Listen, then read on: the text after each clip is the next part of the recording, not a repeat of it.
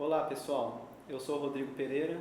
Eu vou comentar com vocês sobre as questões do segundo exame de suficiência do CFC de 2016. A correção vai ser dividida em 5 vídeos, tá? Com 10 questões cada uma.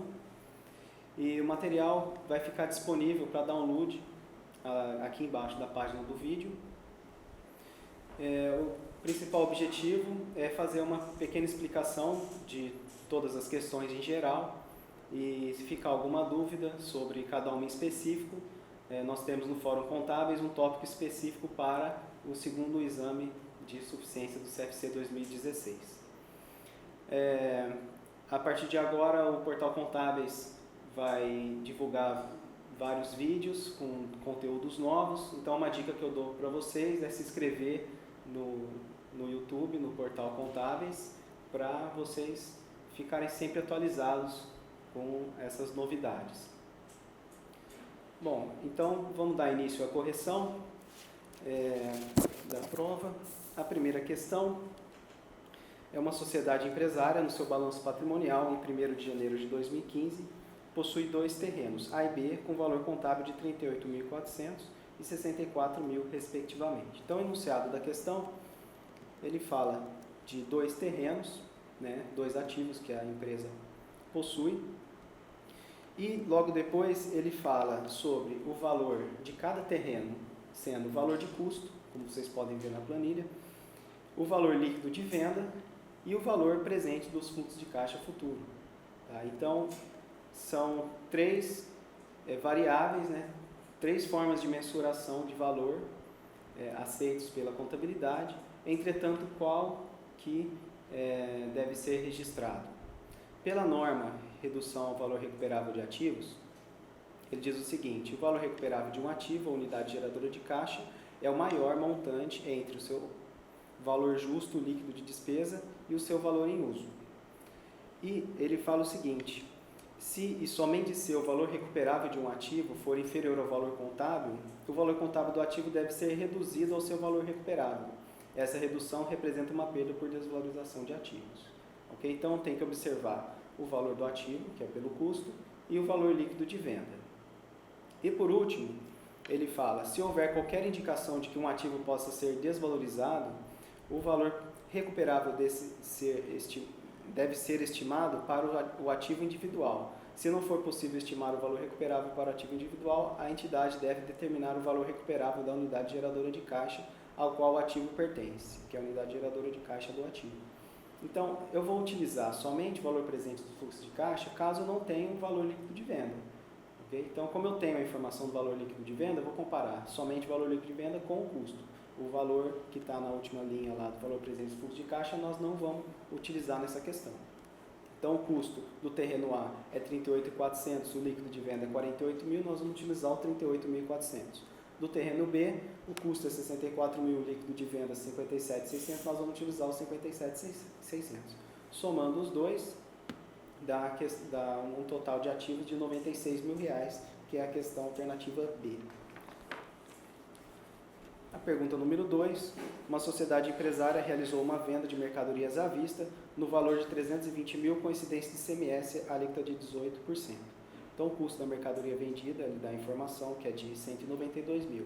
Nós só precisamos aqui na 2 comparar receita bruta de vendas menos ICMS sobre venda, chega no valor da receita líquida, menos o custo da mercadoria vendida, chega no valor do lucro bruto, que é a resposta da questão. Então, é só aqui atentar à estrutura básica da DRE, são a primeira parte da DRE, onde que tem venda, receita de vendas, deduções de vendas, que é o ICMS, e depois o custo da mercadoria vendida. Então, o lucro bruto aqui, fazendo as contas, dá 70.400, alternativa A. A questão 3, uma sociedade empresária adota o método de depreciação linear de acordo com a norma brasileira de contabilidade, técnica geral 27, NBC-TG 27, ativo imobilizado. As características do ativo imobilizado da empresa estão apresentadas a seguir. Então, nós temos valor do ativo, R$ 1.600.000, valor residual, R$ 160.000, e o período de vida útil, 20 anos. O que eu preciso saber para calcular a depreciação? Essas 3 variáveis básicas. Valor do ativo menos valor residual. O valor residual é o valor final, depois de utilizados 20 anos, esperado para que seja vendido esse ativo. Então, o valor a ser depreciado é 1.600.000 menos 160.000. Dividido por 20 anos, eu chego numa depreciação anual de R$ 72.000. Tá? Então, ao final do quinto ano, eu tenho uma depreciação acumulada de 360.000, que é 72.000 vezes 5 anos, né? Vezes 5. E o valor contábil do ativo, isto é, o valor líquido do ativo, 1.240.000.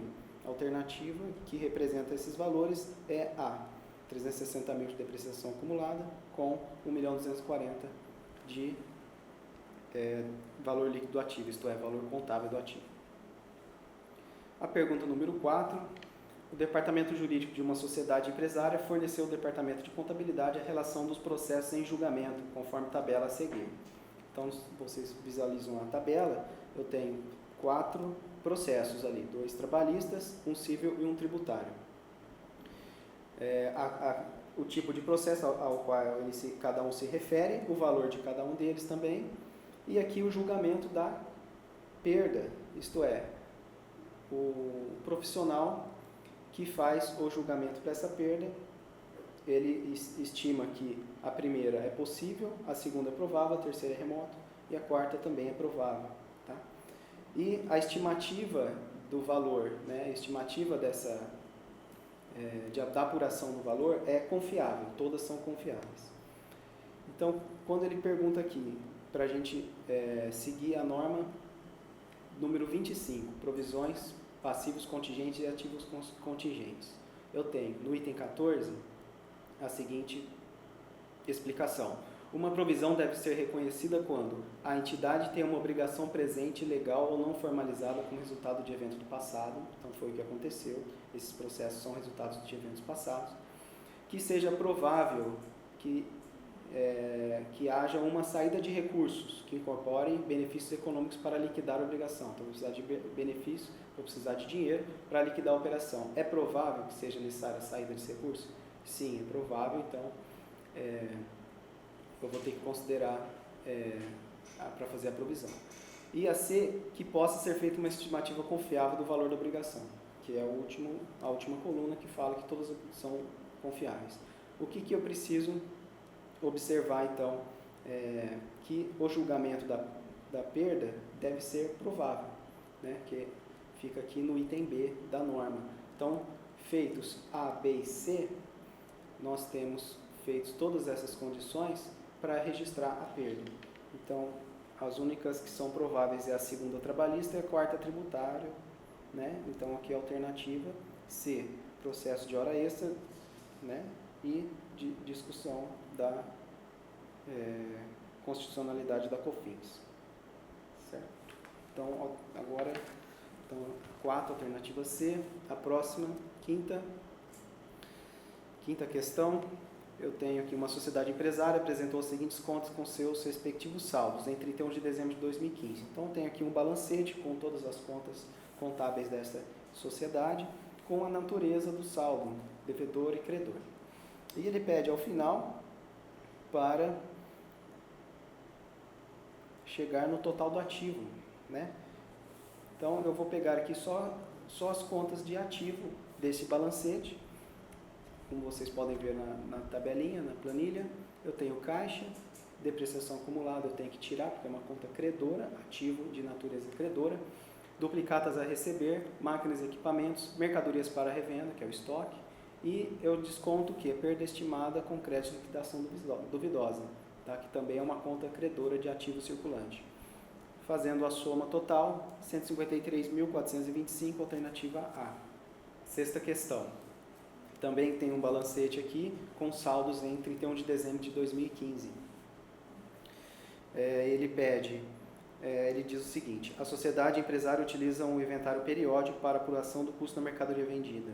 Tá? Então, se eu for observar em todas essas contas, eu não tenho custo da mercadoria vendida.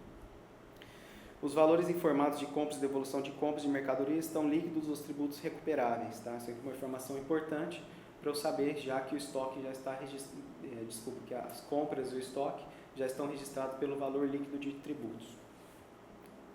Então, olhando aqui na tabelinha, eu tenho receita bruta de venda menos as contas que são deduções sobre vendas, né? COFINS, ICMS, PIS, são deduções sobre vendas. Depois eu tenho receita líquida de vendas e eu preciso do custo da mercadoria vendida. Então coloquei a formulinha para vocês verem. Estoque inicial mais compras menos estoque final. O estoque inicial eu tenho lá no balancete, as compras também, devoluções de compras também, e estoque final 612.500. Então, fazendo a conta, 701.500 é o custo da mercadoria vendida, que me gera um lucro bruto de 2.236.625, alternativa C. Sétima questão. Uma sociedade apresenta um saldo de 350 mil em duplicatas a receber em 31 de dezembro, antes de seu encerramento. Ao proceder à mensuração do valor recuperável dessas duplicatas a receber, a empresa estimou uma perda no valor recuperável de 10.500. Aqui eu preciso registrar essa perda, esse impairment de contas a receber. Para registrar essa perda, nós vamos fazer um débito em uma conta de despesa e um crédito em uma conta de ativo circulante, né, que fica como subconta de clientes. Então, a alternativa que me gera esse lançamento, da forma que eu expliquei, é A, que é débito em perdas estimadas, despesas comerciais, e crédito em perdas estimadas, ativo circulante e clientes, né, R$10.500. Alternativa A, portanto. A questão número 8. Uma sociedade empresária apresentou os seguintes eventos em 2015. Então, eu tenho aquisição de imóveis, vendas à vista, baixa do valor, contábil do imóvel vendido, venda de mercadorias à vista e compra de mercadorias à vista. Então, ele pede para a gente considerar isso e montar a demonstrações dos fluxos de caixa. Tá? Então, ele pergunta, segundo a estrutura básica de formatação da demonstração dos fluxos de caixa, qual que é a alternativa correta. Tá? Pelos dados apresentados, o fluxo de caixa pelas atividades operacionais fica um pouco prejudicado, porque ele fala itens, contas que é do método direto e contas que é do método indireto. Tá?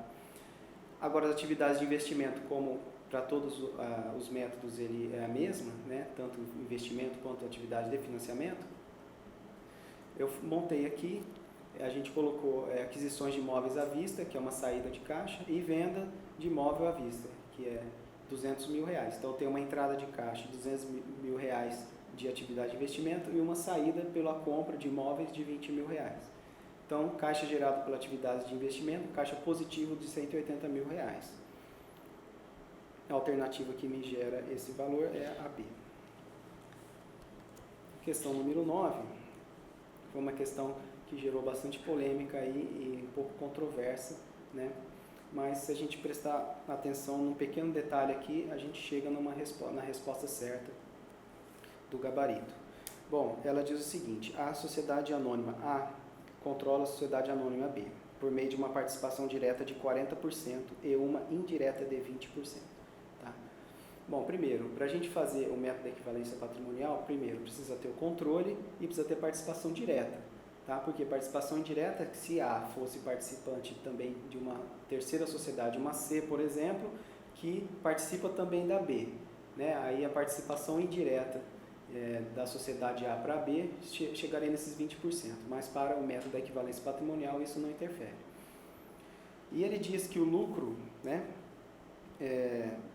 em 31 de dezembro, a sociedade anônima apurou um lucro líquido de 200 mil, dos quais 50 mil refere-se a lucro com venda de mercadoria pela controladora. Okay? Então, aqui é o seguinte, aqui está um pouco a pegadinha dessa questão, porque A controla B, tem o controle da B, mas não é controladora. Né? Ela apenas tem um controle direto de 40%. Tá? Ela não é controladora da B.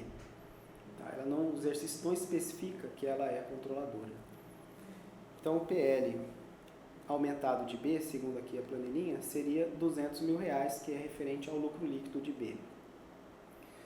Ajuste da controlada, não tenho. Por quê? A princípio, eu confesso para vocês que eu fiz o ajuste e eu acabei confundindo essa questão. Tá? Então, o saldo, como não tem ajuste, por quê? Eu teria que retirar o lucro caso essa venda da B fosse direto para A. Como não foi direto para A, como explica aqui, foi para a controladora, eu não faço o ajuste.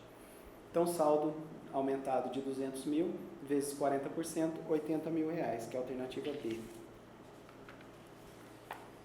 Questão 10.